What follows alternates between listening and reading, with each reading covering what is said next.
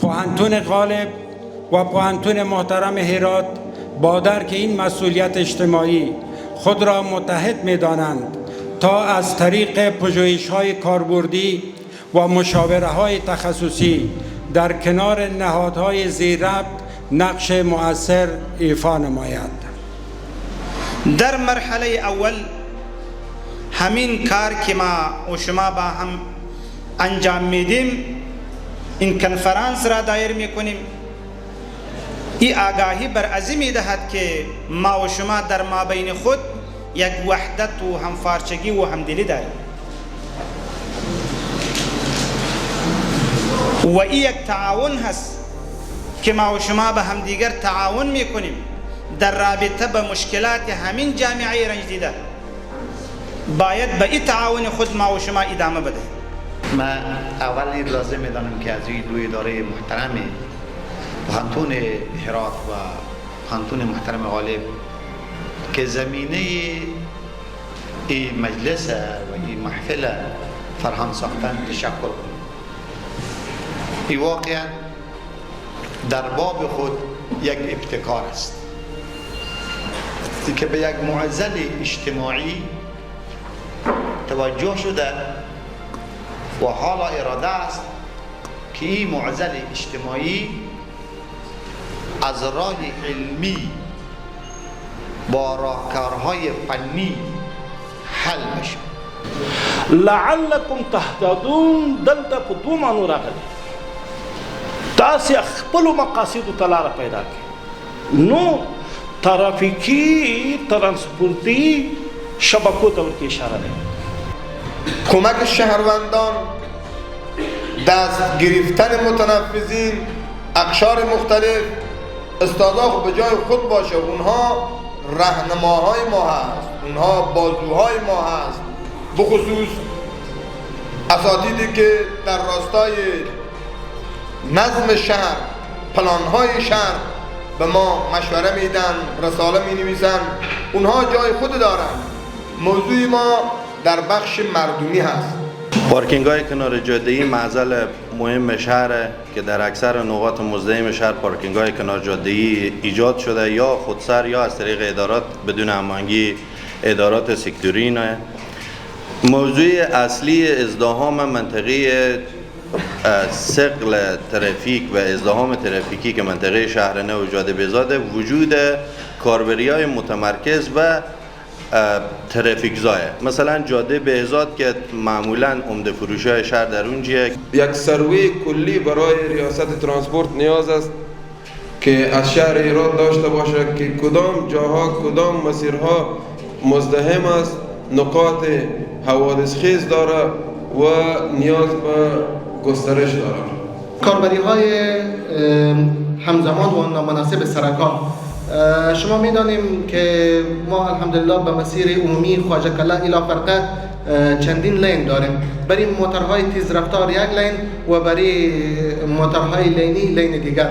اما متاسفانه در جریان روز ما و شما همه شاهد هستیم که تداخل بین موتورهایی که با سرعت زیاد راه میرن و موتورهای لینی ایجاد میشه. خواهش ما به عنوان نماینده شهرسازی اینه که اگر چنین موضوعات با نهادهای علمی، با پوهنتون هرات، پوهنتون غالب، ریاست‌های شهرسازی، ترافیک، ترانسپورت اگر در جریان داشته باشه، یک تجدید نظر در قسمت این موضوعات بشه، به خاطر که هم او سایه واقعا دیگه بلاک شده او سایه شهر و همچنان با در نظر داشتی که کرزون محدودیت‌های در ارتفاعات داره. ما نمیتونیم که هویت هرات به امان باستانی بودن شهر باستان ما نمیتونیم روی از اونا پای بگذاریم. در واقع ما در پوهنتون دو وظیفه انجام میدیم، دو وظیفه کلان. در یک طرف تربیه متخصصینه که از طریق تدریس انجام میشه، در یک طرف دیگه تولید دانشه و نیاز دانش برای جامعه. اینا همزمان هر دو انجام میشه و نیاز جامعه ما با روش‌های مختلفی میتونیم که سنجش بکنیم و به دست بیاریم. و این روشی که ما و شما امروز روی دست داریم از بهترین روش‌هایی که به شکل مستقیم ما از رؤسای ادارات، مسئولین ادارات، متخصصین و کارشناسان ادارات که با این پدیده ازدحام ترافیکی روبرو هستند، مدت‌های زیاد تجربه دارن، مسائل زیاد دیدن از اونا بیشتریم که چالش چی است تا همگی در کنار همدیگر دست در دست هم بگذاریم و بتانیم این چالش ها رو حل بکنیم. هیچ چقدر فرهنگ خوبه که فرهنگ بایسکل روانی در حداقل شهر ما و شما این نهادینه بشه و این زمانی میشه که ما الگوهای مایر، نخبه‌های مایر استفاده میکنیم. وقتی ما ببینیم که استاد پانتون ما با بایسکل میره میایه، مردم عادی هم سوار میشن. نه مدیریت ترافیک 150 نفر یا 152 نفر تشکیل داره، همسویه با ولایت قور و مثال بادغیس و که فرا و نیمروز و دیگه ولایت، در حالی که مدیریت ترافیک ایراد ولایت ایراد شلوغ‌ترین شهر بعد از کابل شاید ایراد باشه. جمعین شهر شلوغ شاید ایراد باشه که کابل در حدود 1200 نفر پرسنل ترافیک داره. انشالله ما همه دست به دست هم میدیم که حداقل راهکاری برای این نظام ترافیکی داشته باشیم.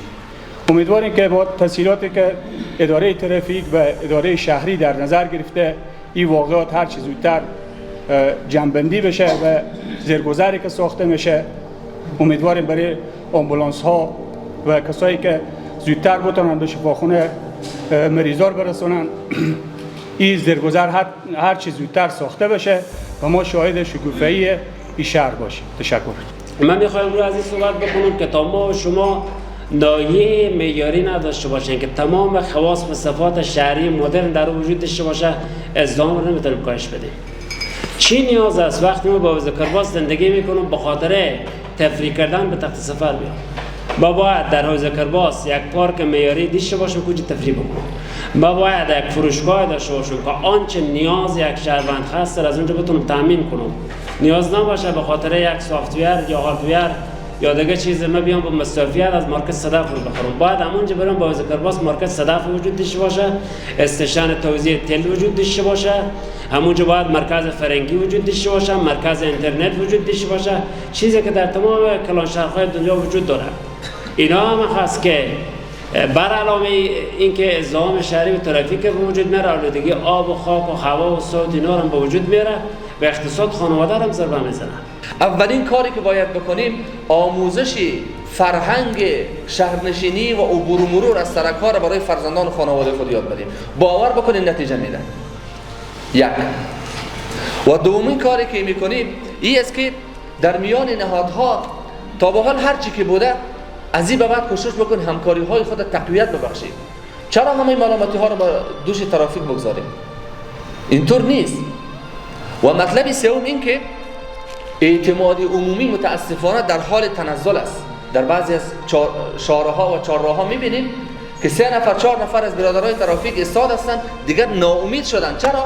هزاران نفر اصلا 3 نفر ترافیک را از جمله کسی حساب نمی‌کنن که به خاطر کنترل همین نظم اینجا ایستادن. ناامید شدن که نمیشه، چیکار کنیم؟ رسانه‌ها نقش اساسی داره که قواعد ترافیکی، رعایت قواعد ترافیکی و در نظر گرفتن قواعد ترافیکی بیاید برای مردم آموزش بده. از طریق اطلاعیه‌های خبری، کمپین‌های تبلیغاتی یا آگاهی‌دهی و برنامه‌های مختلف، چی علمی، چی تنزیهی، چی آموزشی. رسانه‌های کار میتونه انجام بده که متاسفانه خیلی کم رسانه‌ها تا فعلا به این موضوع پرداختن که این میشه ریاست یا مدیریت ترافیک با رسانه‌ها یک توافقنامه امضا کنه که بعضی از موارد ترافیکی یا آموزش ترافیک برای مردم ارائه بشه. نشر منظم قوانین، قواعد و راهنمودهای ترافیکی بلا استثناء و دوامدار از طریق رسانه‌ها، چی چاپی، چی صوتی، چی تصویری و چی دیجیتالی. حتی پیشنهاد میکنم که ترافیک هم یک بولتین داشته باشه و در اونجا تمام مسائلی که ارتباط به ترافیک میگیره در اونجا به چاپ برسه و سخت زیاد توضیح شه. ازدحام یا معضل ترافیکی در شهر هرات ما نمیتوانیم تنها به مسئله کمبود سرک، ازدیاد ماشین ها یا کمبود موارد فنی و تکنیکی نسبت بدیم. به خاطر اینکه اگر مشکل تنها این می بود، خب داریم در شهر هرات ما جاها و مسیرهایی که ماستر پلان تطبیق شده، سرک 4 سرکه شده و موارد فنی و تکنیکی و علائم ترافیکی نصب شده و شخص ترافیک هم 1، 2 الی 3 نفر نهایتاً به خاطر راهنمایی در همون مکان تشریف دارند، با آن هم بازم بی‌نظمی در شهر هرات دیده میشه و این نشان میده که علاوه بر این مسئله جای دیگری هم هست.